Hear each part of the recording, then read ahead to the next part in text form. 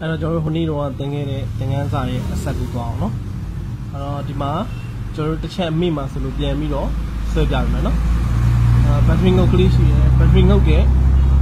အပေါင်းလမ်းကြောင်းကနေပြီးတော့ကျွန်တော်တို့ဘယ်ကိုသွားလဲဆိုတော့ power IC တွေကိုသွားရတယ်ပေါ့နော် power IC PMU ဆိုတဲ့အထက်ကိုသွားရပြီးတယ် PMU ကနေကျွန်တော်တို့ပြန်ထွက်တာကြတော့ကျွန်တော်တို့ဘာပြန်ထွက်လဲဆိုတော့ power key ပေါ့ power နှိုးထားဖို့အတွက်ကျွန်တော်တို့ဘာလုပ်ပြရလဲဆိုတော့PWR key လေးပေါ့ဟုတ်နော်အဲ့ key လေးကိုကျွန်တော်တို့PMU တွေကနေပြီးထွက်ထားတာတွေ့ရပါလိမ့်မယ်ဟုတ်ပြီနော်အဲ့တော့ကျွန်တော်တို့ဒီ battery အပေါင်းအုပ်ကနေပြီးတော့ကျွန်တော်တို့ဒီ volt အနေနဲ့ 4.2 ပေးတယ်ဆိုလို့ရှိရင်ဒီလမ်းကြောင်းတစ်လျှောက်မှာလည်းကျွန်တော်တို့ဒီ 4.2 ရမယ်ဒီလမ်းကြောင်းတစ်လျှောက်တောက်လျှောက်ကိုကျွန်တော် input လို့ခေါ်တယ်ပေါ့ဟုတ်ပြီနော်အဲ့တော့ PMU တွေကကျွန်တော်တို့ပြန်ထွက်တာကြတော့ကျွန်တော်တို့ဒီ output လို့ခေါ်တယ်ပေါ့နော်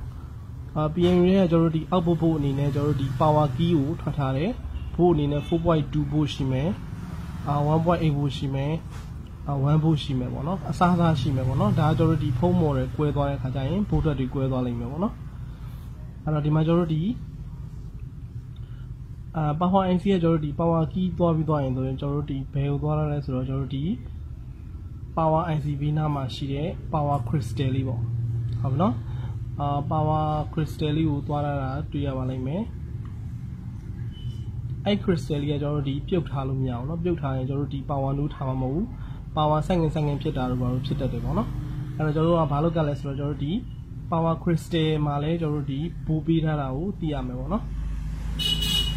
ဒီမှာ ground လေးရှိရယ် ground နဲ့ကျွန်တော်တို့ဒီ power key နဲ့တွဲနှိပ်လိုက်တယ်ဆိုလို့ရှိရင်ကျွန်တော်တို့output ဖို့အနေနဲ့ကျွန်တော်တို့ဒီ PNU ကနေပြီးတော့ power crystal ကိုထုတ်ပြီးတယ်ပေါ့ဟုတ်ပြီနော်အဲ့တော့ power crystal မှာကျွန်တော်တို့ဒီဘာတွေထုတ်ပြီးလဲဆိုတော့ power crystal ကနေပြီးတော့ clock တွေထုတ်ပြီးတယ်ပေါ့နော်ချိန်နှုန်းတွေထုတ်ပြီးတယ် PNU အတွက်ကိုချိန်နှုန်းထုတ်ပြီးဖို့အတွက် PNU ကနေကျွန်တော်တို့ဒီ volt ထွက်ပေးရတယ်ပေါ့နော်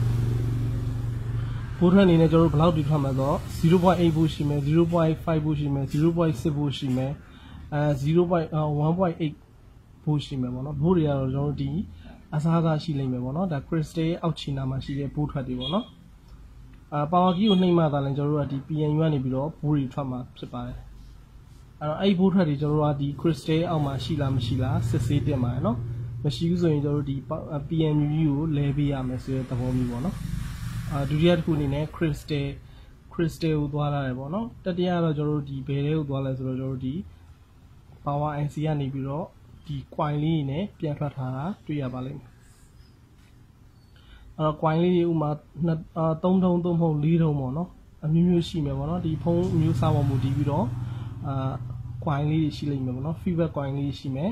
အဲ့ coin ကနေပြီးတော့ကျွန်တော်တို့ဒီဘယ်ကိုသွားတာလဲဆိုတော့အောက်ဆုံးသွား CPU ကိုသွားရတယ်ပေါ့နော် CPU ကိုသွားရတဲ့လမ်းကြောင်းရှိမယ်ပေါ့ CPU ကိုကျွန်တော်တို့ volt ပေးရတဲ့လမ်းကြောင်းရှိမယ်ပေါ့နော်coin ကနေတဆင့်ထွက်ပြီးတော့ကျွန်တော်တို့ဒီ CPU သွားမယ် CPU ရိုးမှဆင့်ကျွန်တော်တို့ဒီ EMC တို့ဘာလို့เนาะတစ်ပုတ်လုံးအနှံ့ထွက်မယ်ပေါ့နော်တချို့ coin လေးတွေကတော့ကျွန်တော်တို့ဒီ model တွေမှာတော့power IC တွေကိုပဲပြန်ဝင်လာတဲ့လမ်းကြောင်းတစ်ချောင်းအနေနဲ့တွေ့ရပါလိမ့်မယ်တချို့ model တွေမှာတော့ကျွန်တော်တို့ဒီnetwork ပိုင်းကိုသွားရတဲ့ coin လေးတွေလည်းရှိပါတယ်เนาะအထူးကပြောနေတာတော့ PMU ဘေးပတ်လေးမှာ coin လေးရှိရပေါ့ဒီ coin လေးတွေရဲ့ volt ထွက်ကိုသိရမယ်ပေါ့နော်volt ထွက်တွေကတော့ 1.2 volt 2.0 volt ပေါ့နော်2 volt အနေနဲ့ထွက်တယ်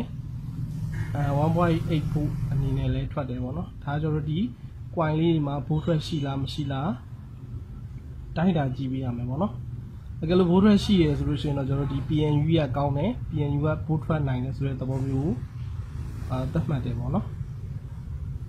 ဒီ volt ထွက်ကလေးကြည့်ပြီးမယ်ပေါ့နော်ဒီ volt ထွက်တွေအကုန်လုံးကျွန်တော်တို့ကဘာ volt ခေါ်လဲဆိုတော့ output volt လို့ခေါ်တယ်ပေါ့နော်အထွက်ဖို့အနေနဲ့အသုံးပြုတဲ့ volt တွေပေါ့ရမယ်နော်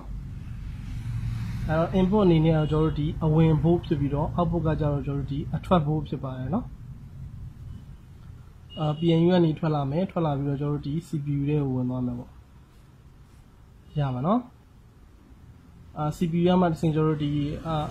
အနှံ့ပေါ့နော် volt အနှံ့အနေနဲ့ကျွန်တော်တို့ဒီ power တွေကိုခွဲဝေပြီးမှဖြစ်ပါတယ်နော်အဲ့တော့နောက်ဆုံးကျွန်တော်တို့က volt မထွက်ဘူး volt ထွက်နေတာနဲ့ကျွန်တော်တို့က power မနိုးဆိုလို့ရှိရင်တော့ဒီ CPU ကိုလဲပေးရပါလိမ့်မယ်နော်ဒါနောက်ဆုံးအဆင့်အနေနဲ့ပေါ့နော်ပြီးတော့ကျွန်တော်တို့ဒီ PNU နဲ့ CPU လမ်းကြောင်းမှာကျွန်တော်တို့ဘာရှိလဲဆိုတော့ C လေးတွေရှိရယ် capacitor လေးရှိတယ် capacitor လေးတွေတော့ထုံးစံအတိုင်းပဲဘာလုပ်ကြလဲဆိုတော့ short တွေပဲဖြစ်ရင်ကျွန်တော်တို့ဒီ short ရှင်းပေးရမယ်ပေါ့နော်အဲ့တော့ကျွန်တော်တို့ဒီမှာလက်တွေ့တစ်ချက်ကြည့်ကြည့်အောင်ပေါ့နော်ဘက်ထရီကိုကျွန်တော်တို့ဒီစက်ပြားမှာကျွန်တော်တို့တက်လိုက်မယ်ပေါ့နော်တက်ပြီးသွားပြီဆိုလို့ရှိရင်ဘိုးတို့အတိုင်းပဲပေါ့နော်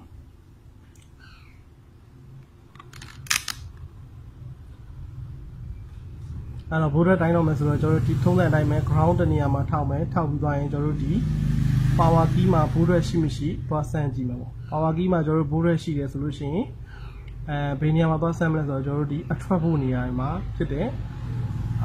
coin လေးမှာသွားဆန်းကြည့်ပေါ့နော်ဒါကတော့ကျွန်တော်တို့ဒီ standby board တွေပေါ့နော် standby board တွေကတော့ထွက်နေလိမ့်မယ်ပေါ့နော်အထွက်ဖို့ဖြစ်တဲ့ကျွန်တော်တို့ဒီ coin အကြီးတွေပေါ့ဟုတ်ပါနော် coin အကြီးတွေမှာကျွန်တော်တို့ဒီ board သွားထောက်မယ်ဆိုလို့ရှိရင်ဘာဘိုးမှတွေ့ရမှာမဟုတ်သေးဘူးเนาะဒါကကျွန်တော်တို့ဒီ power မနှိုးရသေးတဲ့ကြောင့်မလို့ဘိုးမထွက်သေးဘူးဆိုတဲ့သဘောမျိုးပေါ့power ခလုတ်ကိုဖိပြီးသွားတော့မှဒါလည်းကျွန်တော်တို့ဘာဖြစ်မလဲဆိုတော့ဘိုးထွက်မှာပေါ့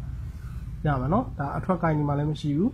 ဒီအပေါ်မှာဒါကျွန်တော်တို့ဒီ power crystal လို့ခေါ်တယ်ပေါ့နော် crystal အောက်ခြေမှာလည်းဘိုးထွက်ထားတာမရှိဘူးဟုတ်ပြီเนาะဘိုးထွက်ထားတာမရှိတဲ့ကြောင့်ကျွန်တော်တို့ဘာလုပ်ပြရမလဲဆိုတော့ power နှိုးပေးရမယ်ပေါ့နော် power key မှာတော့ကျွန်တော်တို့ဘိုးထွက်နေတယ်ထွက်တဲ့ဘိုးနဲ့ကျွန်တော်တို့ ground နဲ့သွားပြီးတော့တစ်ချက်ပူးပေးရမယ်ရမယ်နော်ပူးတာလွယ်ပါတယ်ကျွန်တော်တို့ဒီ ground ငုံနဲ့ဘိုးထွက်တဲ့ငုံနဲ့ကျွန်တော်တို့ဒီလိုလေးထိပေးလိုက်ပါနော်မီတာလက်တန်လေးနဲ့ပဲဖြစ်ဖြစ်ဇာကနာနဲ့ပဲဖြစ်ဖြစ်ဒီလိုလေးပူးပေးလိုက်တယ်ဆိုလို့ရှိရင်ကျွန်တော်တို့ကဒါpower နှိုးပြီးသားဖြစ်သွားလိမ့်မယ်ပေါ့နော်အဲ့တော့5စက္ကန့်6စက္ကန့်လောက်ထားပြီးတော့မှလွှတ်လိုက်တယ်ဆိုလို့ရှိရင်ဒါကျွန်တော်တို့ဒီဖုန်းမှာPNU ကနေပြီးတော့ power အထွက်ဖို့ကြီးရောက်နေပြီဖြစ်ပါတယ်เนาะအဲ့တော့ကျွန်တော်တို့ဒါ crystal အောက်မှာသွားတိုင်းကြည့်တဲ့အခါမှာ 0.4 volt ရှိမယ်0.8 volt ရှိမယ်0.6 volt လို့เนาะအဲ့လိုမျိုးအစားအစာရှိမယ်ပေါ့เนาะဒါကျွန်တော် crystal အောက်မှာလည်းဘိုးထွက်ရောက်နေပြီဖြစ်တဲ့ကြောင့်မို့ကျွန်တော်တို့ဒီ PNU ကောင်းတယ်လို့ယူဆလို့ရပါတယ်ညမှာเนาะနောက်တစ်ခါတော့ကျွန်တော်တို့ဒီ coin တွေပေါ့ coin ရဲ့ဒီဘက်ထိပ်မှာ 2.0 ထွက်တယ်ဟိုဘက်ထိပ်မှာလည်း 2.0 ထွက်တယ်ဒါ coin ရဲ့ဘိုးထွက်တွေပေါ့เนาะ coin ရဲ့ဘိုးထွက်ကိုကျွန်တော်တို့ဒီအရှိမရေးပေးပြီးသွားပြီပေါ့เนาะ 1.3 ရှိမယ်ဟိုဘက်မှာလည်း 1.3 ရှိမယ်ဒီဘက်က coin မှာလည်း 1.2 ရှိမယ်ဟိုဘက်ထိပ်က coin မှာလည်း 1.2 ရှိမယ်ဒါကတော့ 3.4 เนาะ